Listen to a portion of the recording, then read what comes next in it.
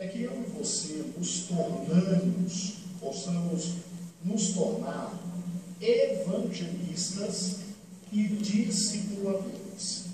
Evangelistas, pregando sobre o pecado, a maldade, o juízo e a salvação, e evangelizadores. Né? E após ganharmos as almas, podemos discipular. Então hoje nós estamos dando a aula que seria no domingo de manhã. Por que não será domingo de manhã? Porque no domingo de manhã nós vamos ter a querida Santa Ceia. Tá bom? A querida Santa Ceia. E aí pode até se tornar uma tradição entre nós aqui da sede, no dia da Santa Ceia, temos nossa ceia, e a aula que seria na ceia, a gente sempre adianta para quarta-feira, né? Pode se tornar uma tradição. Mas bem, todos os irmãos receberam a apostila, né? E nós trabalhamos durante 3 domingos esta apostila, passo a passo. Pode pegar a sua apostila aí, meu amado. Passo a passo trabalhamos sobre a questão da salvação da alma. Trabalhamos sobre o pecado, trabalhamos sobre a universalidade do pecado, as consequências do pecado, trabalhamos sobre o fato do homem não poder se salvar a si mesmo e trabalhamos, por fim, o plano da salvação. Preste atenção, meu amado irmão. Qual é a grande finalidade desta apostila em suas mãos? Essa apostila em suas mãos, ela com certeza um dia será usada, porque aquela pessoa que você está orando e desejando evangelizar, um dia você terá com certeza a alegria de tirar cópia desta apostila e de estudar com ela esta apostila passo a passo. Passo a passo. E aí, quando você tiver esta oportunidade dada por Deus, pelo seu Espírito, faça com muita calma, leia cada um dos textos que estão aqui e acrescente os conhecimentos que nós passamos para os irmãos nos 3 domingos que estudamos juntos essa apostila. Tá certo? Agora, para chegar nesse ponto, talvez você tenha que antes passar com a pessoa que você está evangelizando por um momento anterior a esta apostila, que seria denominado por nós agora como o pré-evangelismo. O pré-evangelismo. Em que consiste esse momento de pré-evangelismo? Vamos juntos então? Se lembra da primeira aula que você teve sobre evangelismo e que você tem que começar a se aproximar das pessoas e contactar as pessoas e ganhar de alguma forma o carisma dessa pessoa? Se lembra dessa aula que você assistiu? Pois é, chegará um momento em que essa pessoa já conversará com você, já terá uma certa amizade com você. Chegará um momento em que essa pessoa já começará a te receber dentro de casa, a brincar com você sobre assuntos do dia a dia dela. Talvez ela goste de pescaria, talvez ela goste de futebol, talvez isso, talvez aquilo. Mas você saberá o momento exato em que essa pessoa está no ponto de ouvir a primeira palavra sobre salvação. Você saberá o momento exato. Eu estava conversando com o pastor Cícero, ele estava realizando um trabalho lá em casa, e o pastor Cícero é um eletricista de mão cheia, e ele conversando comigo, ele dizendo: olha, Gil, eu estou evangelizando um senhor, e no início do evangelismo a coisa era tão feia, que a filha dele disse assim: ai meu Deus do céu, olha o pai andando com quem? O pai está começando a andar com o pastor. Daqui a pouco ele já está lá na igreja e vira pastor. Foi mais ou menos isso que a menina disse, né, Cícero? Assim, daqui a pouco ele está virando crente. Quem é a menina? A menina é a dirigente de louvor de uma das igrejas católicas aqui do Rio. Ela é só isso, né? Ela está na frente do louvor lá da igreja católica. E aí o que acontece? Já chegou o momento em que Cícero cercou tanto este amigo. Ele gosta de pescar, o Cícero também, já estão brincando bastante, já conversam bastante. Já chegou um momento em que ele começou a perguntar para o Cícero sobre questões espirituais. E Cícero já começou a falar um pouquinho sobre idolatria. E da última vez que Cícero já foi na casa dele, já não tinha, como é que é, Cícero?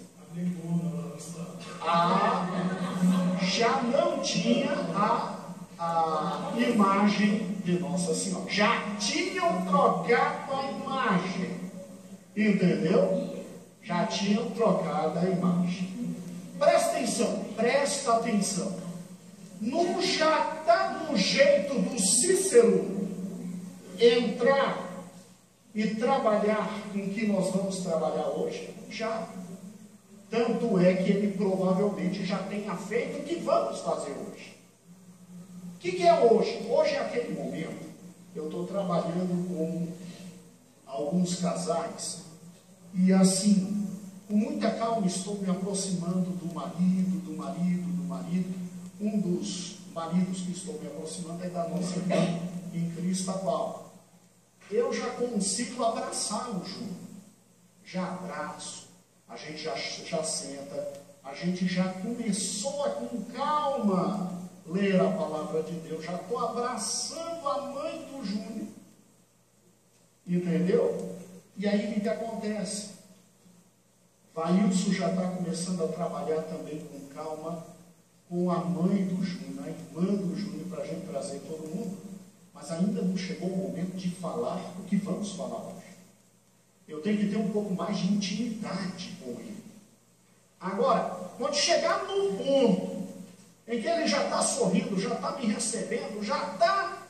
Aí, meu amigo, aí chegou o momento de tratar do assunto mais sério da vida, que é a salvação.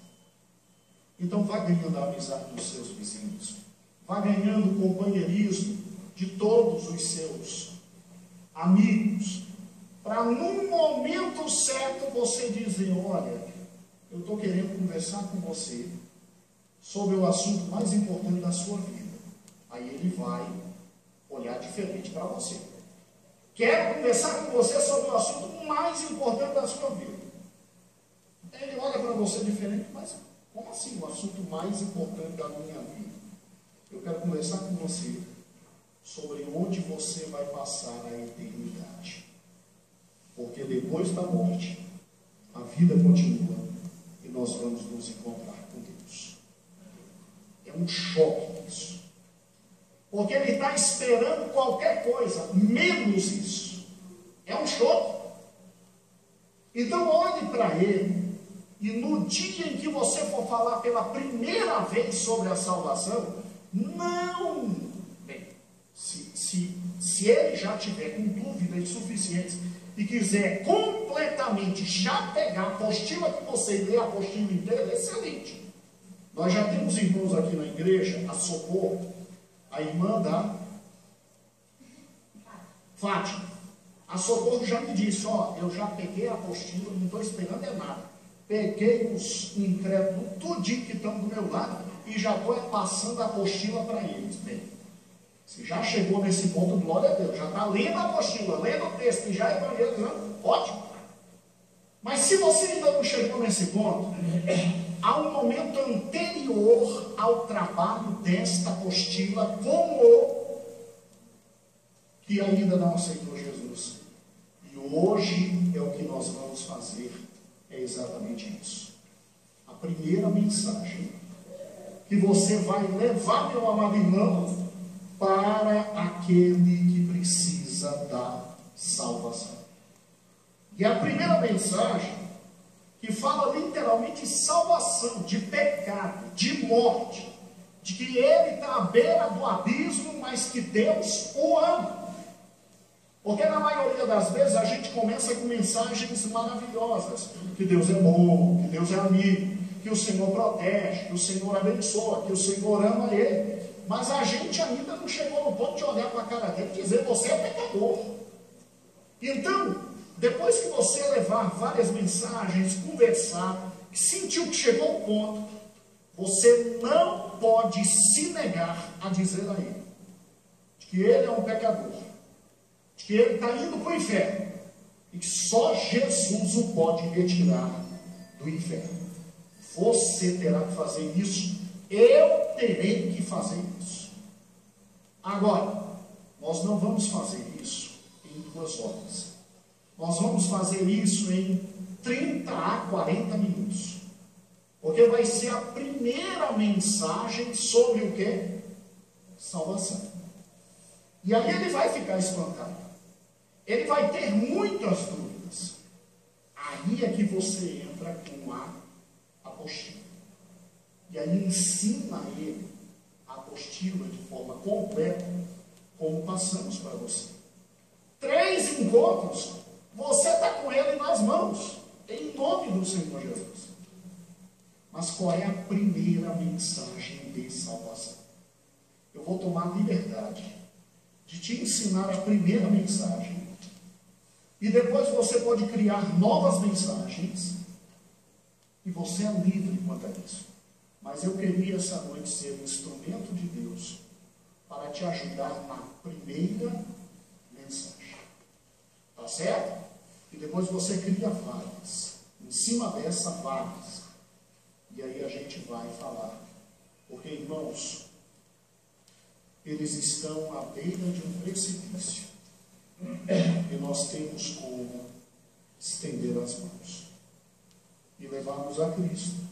E não nós retirarmos do precipício, mas o próprio Cristo. Compreendido isso? Primeira mensagem de salvação.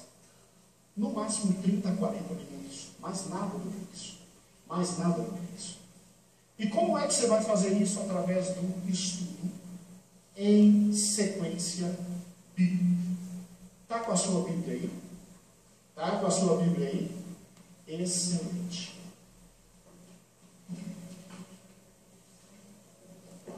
Meu amado irmão, o estudo em sequência bíblica, ele não é difícil de ser realizado. Porque imagine que aqui esteja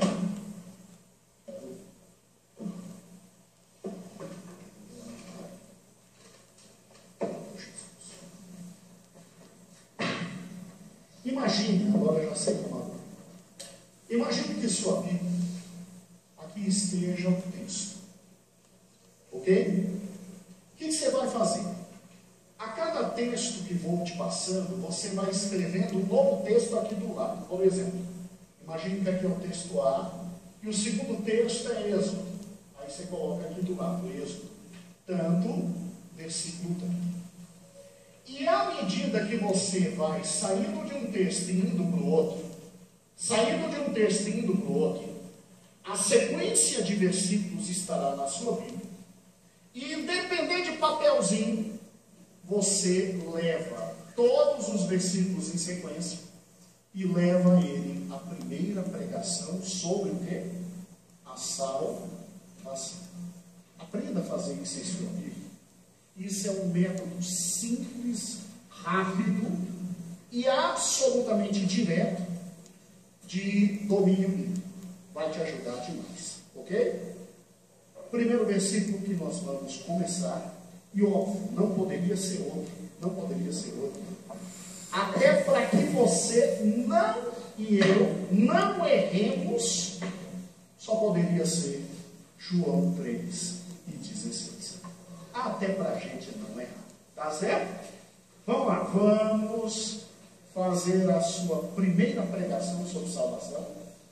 E aí, com a sua primeira pregação sobre salvação, você vai fazendo várias outras, mas lembre-se, o grande objetivo é um dia ele estudar essa apostila com você. E não se preocupe, a igreja, se você precisar, manda fazer 100.000 apostilas. Pastor, eu preciso 100.000 nós faremos. Te entregaremos sem custo nenhum. Ok?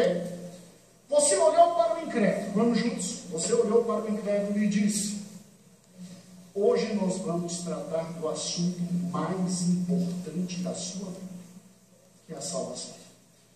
Olhe para ele e diga: não que não existam outros assuntos importantes. Não que você não tenha outros fatos imprescindíveis a decidir na sua vida, mas hoje eu quero conversar com você, que é meu amigo, sobre o assunto mais importante da sua vida, que é a eternidade, porque depois que a gente morre, a vida continua, e a gente escolhe a eternidade, é aqui na face da terra. E eu quero que você vá junto comigo, pegue uma Bíblia. Peguei textos que estão idênticos na Bíblia Católica, até para ele não reclamar, tá certo? Peguei textos que estão idênticos na Bíblia Católica, tanto faz evangélico quanto católico, que aí ele pegando uma Bíblia Católica, ele não diz que você está enganando. E o primeiro texto que você vai abrir, até para não esquecer, é João 3,16, e dele você vai fazendo as anotações e andando. Vamos juntinho? João 3,16 diz assim, você lê com ele: porque Deus amou o mundo de tal maneira, que deu o seu Filho unigênito, para que todo aquele que nele crê, não pereça, mas tenha a vida eterna. A primeira coisa que você vai olhar para a cara dele e vai dizer é: o texto está avisando, o texto está dizendo que quem não acreditar em Cristo e no amor de Deus vai perecer. A primeira coisa que você vai dizer para ele é isso. Então, olha que interessante. Do lado do texto, no texto, João 3,16. Vamos juntos? No texto, você vai sublinhar Cristo e perecer. Vamos juntos, deixa eu te ensinar a fazer isso. Sublinhe Cristo e sublinhe o quê? Porque toda vez que você pegar esse texto, você vai ver Cristo sendo destacado e perecer sendo destacado. E a primeira ideia que você vai falar para ele é qual? O texto tem filho, né? A filho unigênito. Ok, o meu tem Cristo, ótimo. Pode botar filho unigênito, sublinhe filho, que é Cristo, e perecer. Primeira ideia que você vai levar a ele e vai dizer: olha, Jesus, quando veio à terra, ele não veio somente para dividir a humanidade em antes de Cristo e depois de Cristo. Ele veio para evitar que o homem perecesse. Ele veio sobremodo para que o homem não perecesse. E o fato de acreditar em Cristo e aceitá-lo evita que pereçamos. Imediatamente vem na cabeça dele o quê? Perecer. Perecer por quê? Está falando de quê? Está falando de quê? Aí o segundo versículo que você vai se utilizar, adivinha, é Romanos 3:23. 3:23. Então presta atenção, ele não vai para Romanos não. Você já botou aqui do lado de João 3:16, Romanos 3:23. Bote do lado, vamos lá, Romanos 3, o quê? E 23, isso. Romanos 3:23. Deixa eu te ajudar nisso. Alguns aqui já sabem fazer isso de cor, não há problema. Mas eu posso te ajudar nisso. possa servir de bênção hoje à noite em sua vida. Então coloque do lado de João 3:16, Romanos 3 e o quê?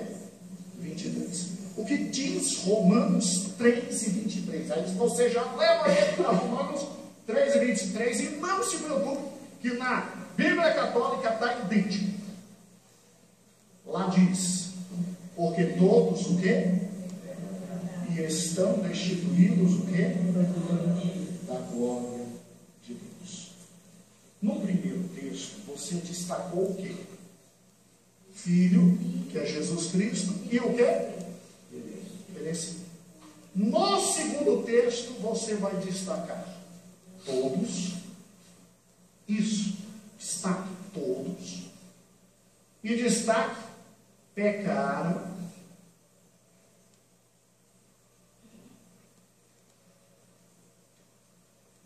e destaque destituídos. E explique para ele.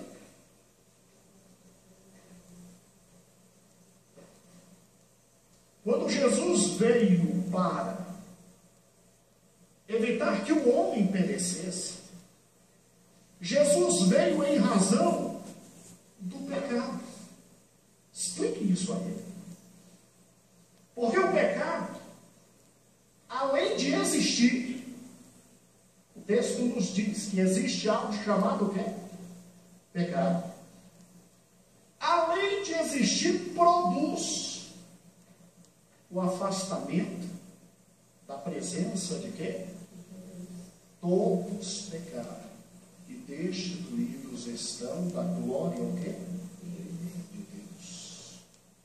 Todos pecaram e destituídos estão da glória de Deus. Aí avise aí que é um perigo muito grande que ronda a humanidade, toda a humanidade vive e sabe desse perigo chamado pecado. Explique a ele que pecado é a transgressão aos ordenamentos de Deus. Explique a ele que todos os homens pecaram e que não existe ninguém que não transgrida a lei de Deus. Aí explique para ele a primeira menção sobre o que é o pecado. E aí é lógico que de Romanos 3:23, você vai colocar do lado do texto, você vai colocar Gênesis, capítulo 2,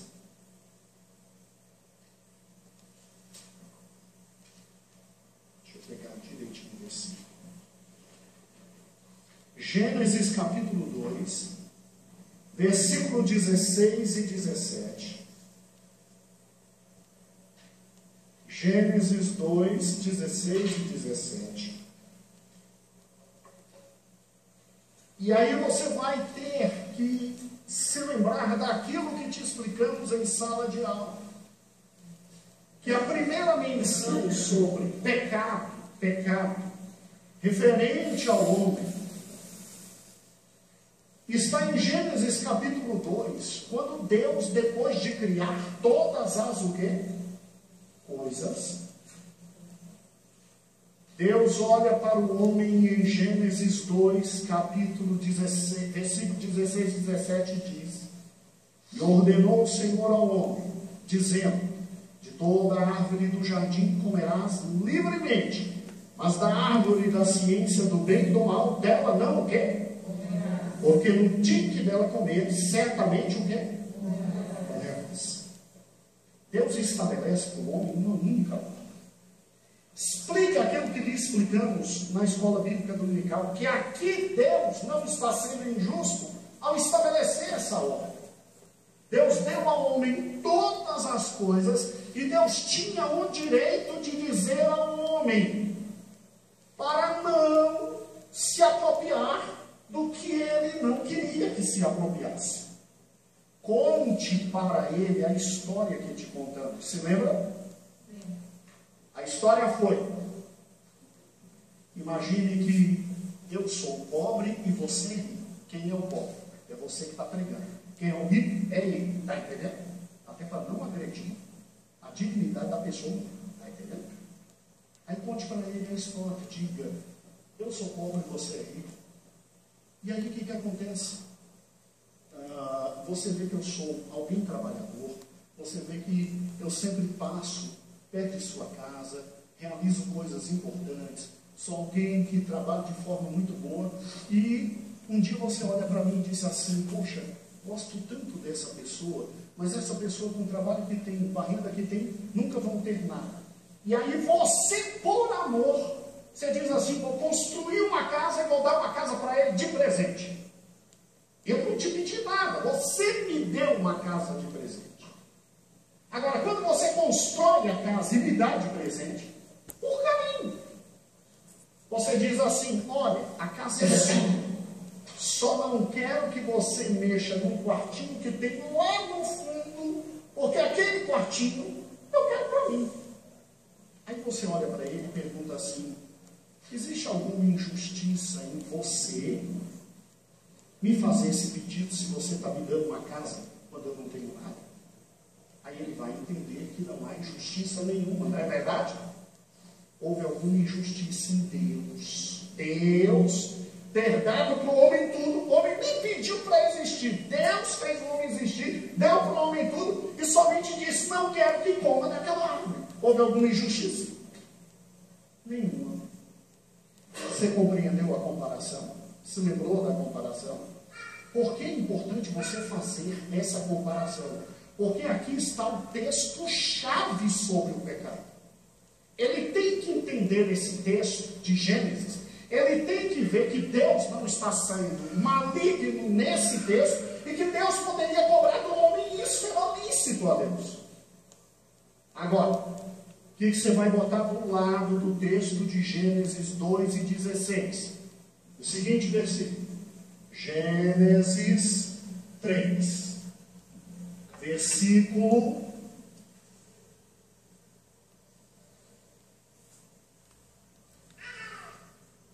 6 e 7. Aí Gênesis 3, versículos 6 e 7, diz assim: e vendo a mulher que aquela árvore era boa para comer e agradável aos olhos, e desejável para dar entendimento, tomou do seu fruto, comeu e deu ao seu marido, e ele comeu também. E foram abertos os olhos de ambos, conheceram que estavam nus, coseram folhas de figueira e fizeram para si aventais. E aí o versículo 8, mais importante: e ouviram a voz do Senhor Deus que passava pelo jardim na viração do dia, e escondeu-se Adão e sua mulher na presença, o quê? Do Senhor Deus, entre as árvores do jardim. Veja que o homem deliberadamente escolhe desobedecer o quê? A Deus. E o resultado foi esconder-se de quê? De quê? De Deus. Sublinhe por gentileza. Esconder-se. Esconder-se. Sublinhe. Esconder-se.